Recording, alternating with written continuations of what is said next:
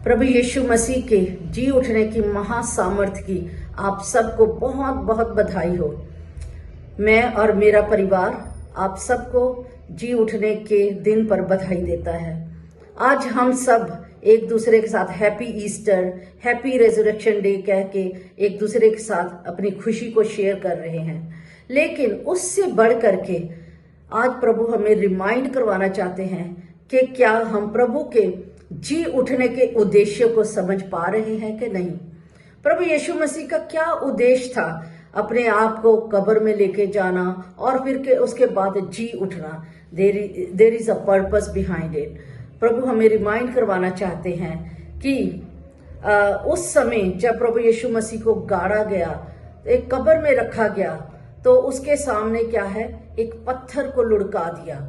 प्रभु लोगों ने सोचा कि ये क्या है, लोगों ने उन्हें लिमिट किया, एक छोटी चीज समझी कि प्रभु की सामर्थ को, जबकि उन्होंने कहा हुआ था कि वो तीसरे दिन मुर्दों में से जी उठेंगे।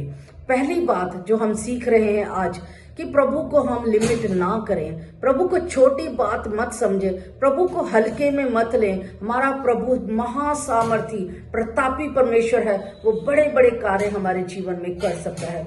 उसके बाद हम देखते हैं कि वो वहां के उस समय के लोगों को पता था कि प्रभु यीशु मसीह क्या है, क्या कर सकता है, जिंदा। उसने कहा कि मैं जिंदा होऊंगा तीसरे दिन। प्रभु यीशु मसीह के मुंह से उन्होंने सुना था कि वो कह रहे थे कि मैं क्या हूं, तीसरे दिन मुर्दों में से जी उठूंगा। तो इसलिए उन्होंने क्या किया, उसको बांध करके रखने की कोशिश करी।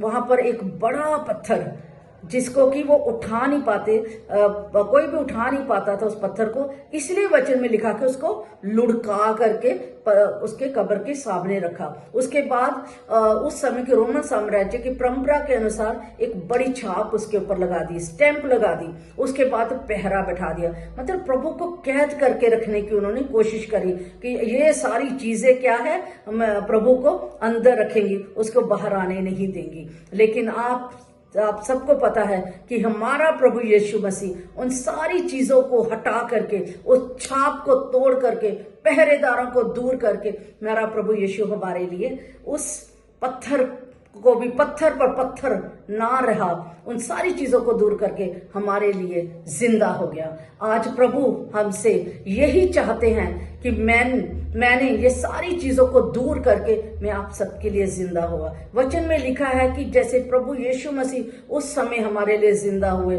उसके साथ साथ हम भी अपनी मुर्दा अवस्थाओं से जिंदा हुए हैं। तो आज हमें प्रभु की उस ताकत को पहचानना है, प्रभु यीशु मसीह के जिंदा होने की पर्पस को पहचानना है। अगर आज हमें भी मोहर बंद किया हुआ है, लोगों ने हमारे ऊपर कोई ना कोई छाप लगाई हुई है, हमारे जीवन में बड़े से बड़े पत्थर, ऑब्स्टेकल्स जिनको हम बोलते हैं, वो है हमारे जीवन में, वो हमें आगे बढ़ने नहीं दे रही। और कुछ ऐसी छाप हमारे ऊपर लोगों ने लगाई हुई है कि ये बढ़ नहीं सकता, ये तो पास ही नहीं हो सकता, ये तो निकम्मा कुछ कर ही नहीं सकता, इसकी गरीबी कभी खत्म नहीं हो सकती, इसके कर्जे कभी खत्म नहीं हो सकते, ये नशों से कभी बाहर नहीं आ सकता, इसके क्लेश कभी खत्म नहीं हो सकते, इसके घर से अशांति कभी खत्म नहीं हो सकती।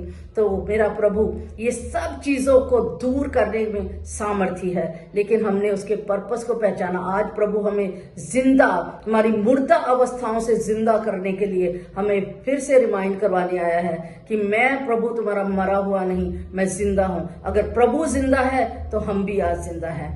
आप डिफरेंस देख सकते हैं लाइव और अलाइव चीजों में। हमारा प्रभु जिंदा है, उसका मुंह है वो बोल सकता है, उसकी आंखें हैं वो देख सकते हैं, उसके कान हैं वो सुन सकते हैं, उनके हाथ है वो उद्धार कर सकते हैं, उनके पैर हैं वो आगे हमारे लिए बढ़ सकते हैं। लेकिन हमें क्या है, हमें अपने प्रभु के पास जाना है और कहना है, प्रभु तू सामर्थी है, ये सारी जो लोगों ने मेरे ऊपर छाप लगाई हो, इन सब से तू मुझे आजाद कर सकता है, क्योंकि तू मेरा जिंदा परमेश्वर है, तू मेरे मध्य में है, तू हमेशा मेरे साथ है। तो आइए आज प्रभु के जिंदा होने की सामर्थ्य को पहचानिए। मुर्दा जीवन जैसे पहले था वैसे मत बिताइए। सुस्ती में, लाचारी में, बीमारी में आज उस अवस्था से उठने का जी उठने का हमारे लिए समय है। प्रभु कहता है उठिए, अपनी मुर्दा अवस्थाओं से आजादी पाइए, क्योंकि परमेश्वर ने हमें आजाद किया है। तो मेरा आज का ये वीडियो बनाने का यही पर्पस था कि प्रभु ने मुझे इस चीज से मेरे साथ बात करी कि तूने अपनी मुर्दा अवस्थाओं से, एक बार फिर से प्रभु कहता कि मैं तेरे लिए आया और अपनी मुर्दा अवस्थाओं से आजादी पा। तो मैं चाहती हूँ कि प्रभु के जिंदा होने के उस मकसद को पहचानिए और फिर से अपनी उस मुर्दा अवस्थाओं से जीवित होइए। प्रभु सब कुछ करने में सक्षम है।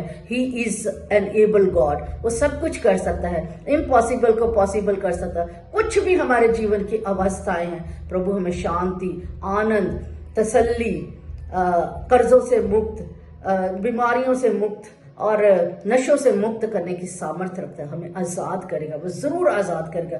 लोगों की लगाई हुई छाप को प्रभु मिटाएगा। बस उसके पास आइए, कहिए प्रभु तू सब कुछ मेरे जीवन में कर, मैं अपने आप को तेरे सामने समर्पित करता हूँ। उसके सामने झुक जाइए, कमिट कीजिए प्रभु के साथ, कुछ वायदे कीजिए प्रभु के साथ कि प्रभु मैं तेरी हजूरी में चलूंगा, मैं तेरे साथ चलूंगा, मैं तुझे अपने साथ लेके चलूंगा। ये मत कहिए हर रोज प्रभु तू मेरे साथ चल, तू मेरे साथ चल, तूने वादा किया मैं तेरे संग रहूंगा। यस, प्रभु ने वादा किया है, लेकिन आज हमने थोड़ा अपनी सेंटेंस को चेंज करना प्रभु आज मैं आपके साथ चलूंगा, मैं आपके साथ साथ रहूंगा। प्रभु मेरी मदद करना ताकि मैं आपके साथ चल सकूं। तो प्रभु सचमुच में हमें सारे बंधनों से आजाद करेगा और फिर से हमें उठा के खड़ा करेगा। May God bless you all. Thank you so much.